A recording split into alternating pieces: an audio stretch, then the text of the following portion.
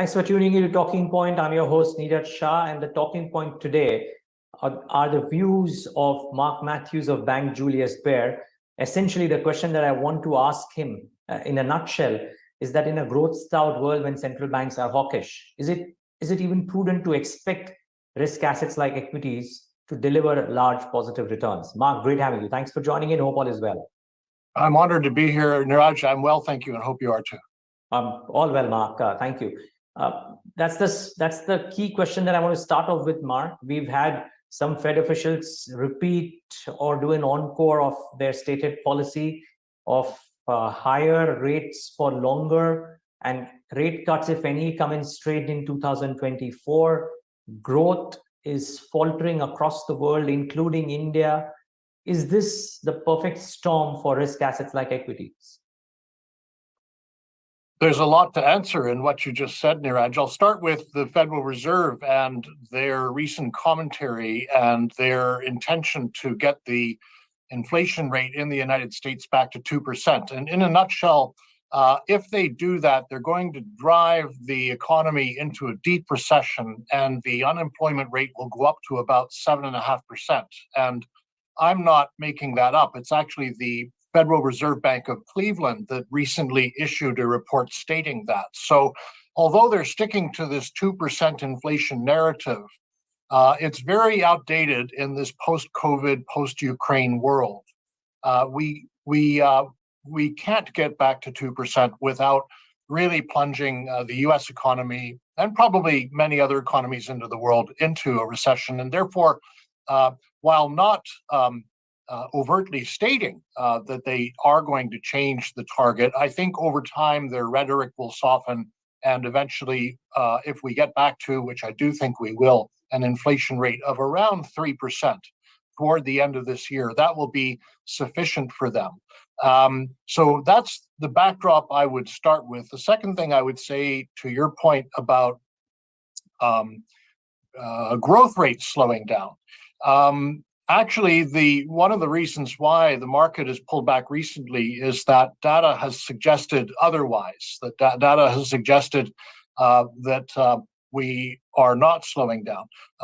What I will say there is, I think the January data in America will be subject to big downward revisions, and that will help to take some of the steam off. I also think that as we progress into March, and I think a lot of what happened in January was due to abnormally warm weather in the United States. And so not only will the data be revised down, but there probably was some very good spending. You know, the retail sales were strong, for example, in January. So it looks like the consumer is extremely robust, but I do think that part of that was due to the warmer than normal weather. And so anyway, I won't belabor the point, but I want to say that I do think that the growth rates will slow down a little bit, and that won't be a bad thing. I think that we'll still end up with a non-recessionary environment this year. And as I said earlier, an inflation rate much lower than what it is today, about half what it is today toward the end of the year. And that's not a bad scenario. So we were up as much as 10% for the S&P in early February. Now we've lost over half of that. I think it's around 4% return for the first 2 months of the year. But I think that this can still be and will be a good year for the U.S., probably a little better, I might add, for Europe and Asia. I think Europe and Asia are better set up for positive returns this year, but the U.S. can do well too. Mark, just wondering, the growth numbers as we see them, and the U.S. growth numbers revision notwithstanding, the other aspects of what's happening in Europe, even the India print that came out a couple of days ago, save for China, which is an abnormal case because it's opening up after a lockdown 2022, most other areas don't seem to have impressive numbers. So my question is, maybe it's a good scenario because that will lead the central bankers to kind of support growth, but growth certainly seems to be challenged. Well, you answered your own question, Niraj. I don't think the markets want to see very strong growth right now. They're more preoccupied by interest rates, which in turn are a function of inflation, and inflation is in turn a function of growth. So, ironically, I think we're in an environment where bad news would be rewarded. Not terrible news, not like recession, but a deceleration in numbers would be something that the market would like, because it would suggest that inflation will soften, and that's what I think we're going to get. You are right in saying China is a totally different kettle of fish, and China reopening, and we're seeing the very strong PMIs, strongest in 10 years. That actually, I think the market is happy to see, because China's been through such a hard time over the last years, so they're really where the rest of the world was a year ago. So, Mark, how does this shape up for risk assets like equities? The belief is that, let's say, for example, India will be an oasis in a growth-starved world. Maybe the central bankers change that narrative towards the close of the year by supporting growth, and other economies come up.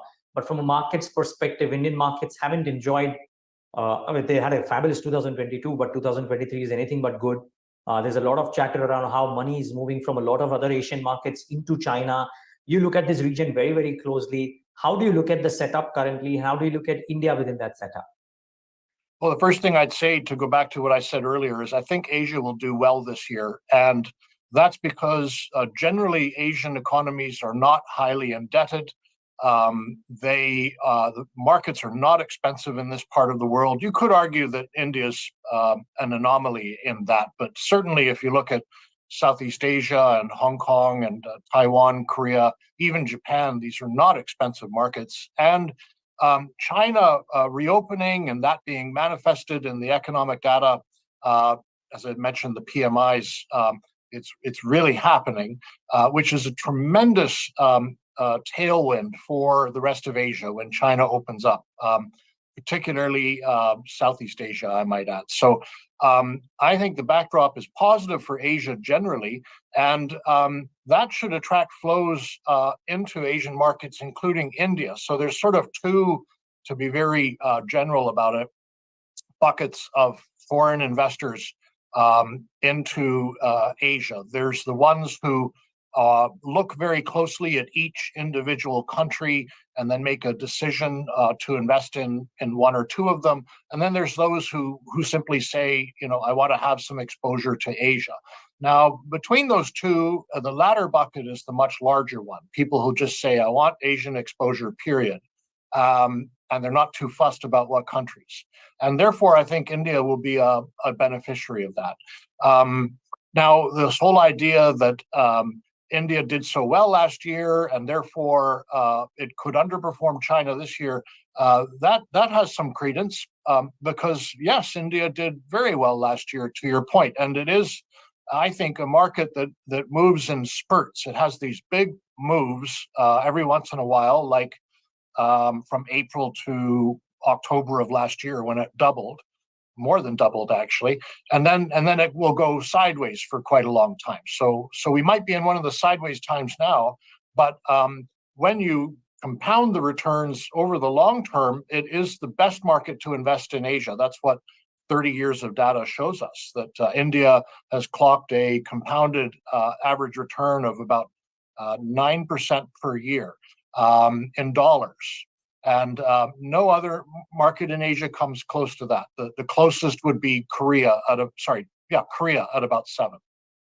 Got it, Mark. So we've now had, in not in dollar returns, but in rupee returns at least, or the base India returns, it's been about over 15 months, or maybe nearly 18 months of near flatline performance for the Indian markets, give or take. And we are in a pre-election a period now of the next 12 to 14 months, wherein a lot of state elections and then the big national election will probably be a key factor that people might be watching for, might be nervous about as well. Could this protracted period of flatline performance get extended because of the political calendar? You've looked at this aspect, I reckon. What's your sense? My sense is that the most recent political noise coming out of the Northeast show that the BJP is doing quite well there, and the other state elections will just have to wait and see, and of course the federal election as well. But my sense is the incumbent will remain the incumbent. I can't see anybody changing that, and it is fundamentally a pro-business, pro-capitalist government. And that's quite different from China, by the way. So longer term, I know the market, as I said, it moves in these sort of spurts upward and then builds a base sideways for a long time and then takes another spurt upward. So we might trundle along sideways, but I really don't see it collapsing. And it's just a market that I think one needs to own for the long term. Mark, a couple of more questions. One is actually a few more. Allow me that time and the luxury. One is, I remember our conversations over the last 2 years, and especially during the COVID period, when you had spoken about how a lot of investment opportunities in India were just opening up. We've seen that period continue. If it was a lot of internet-based themes back then in 2020, we've had defense, we have had PSUs coming of age in 2021 and 22, some of those themes continuing as well. Are you sensing a change within the Indian landscape as well, in that the erstwhile investable themes are making way for newer themes and there might be investor appetite for some of these?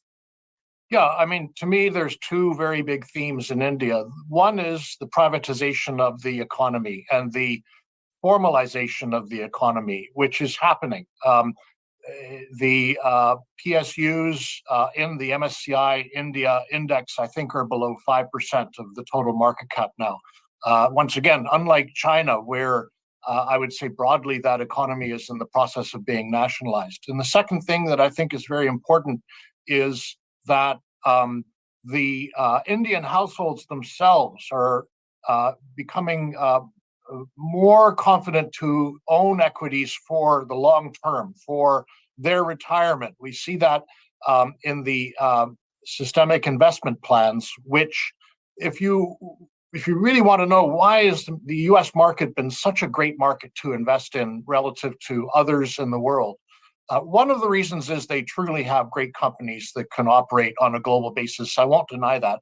But another is that their own citizens invest in their own market. And it's an equity-centric investment culture.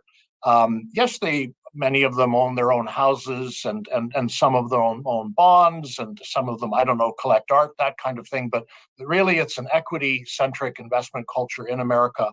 And I see India doing the same. And I don't see many other emerging markets doing that, by the way.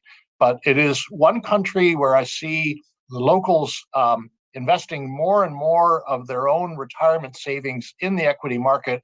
And that, I think, is positive in so many dimensions. One is the simple weight of money that will come into the market as the middle class and above becomes a larger percent of the total population. And of course, the total population is still going to grow, unlike China, for example. But the second thing is that as more and more households are invested in equities, the market will become transparent and companies will become better run because households will insist on that as they do in the United States. So sorry I've rambled, but those are the things that to me make it quite unique in the emerging market universe. In fact, these are the insights that we look forward when we talk to you, Mark. So please feel free. The other aspect, Mark, is the competition to equities from other asset classes. Howard Marks, when I was talking to him in January, spoke about this. That there's a term that an Indian fund manager coined, saying that now it's time to move from Tina to Tara. In that, from there is no alternatives to there are reasonable alternatives. Fixed income as a window has opened up meaningfully as well by virtue of the kind of rates that we see. How strong would that competition be for equity assets in that fixed income is giving such stable and such high returns? This year, I think absolutely the the advantage is more on the fixed income side. If you weigh the risk return, the big reset last year was more in fixed income than in equities. As painful as last year was for equities, believe it or not, it was even more painful for fixed income. And so there are now attractive yields across the board, and you don't need to go so far out on the risk or so far down on the risk ladder, I should say, to find yield. You can get perfectly good yields in even U.S. government bonds. So yes, you're right. But I also think that equities, ultimately, you're a shareholder in a company. The capital gain of a company that does well over time increases, and that comes to you as a shareholder. And so I want to say that fixed income can do well this year. I think it will, but I also don't see why equities can't do well also. They both have their attributes. Got it.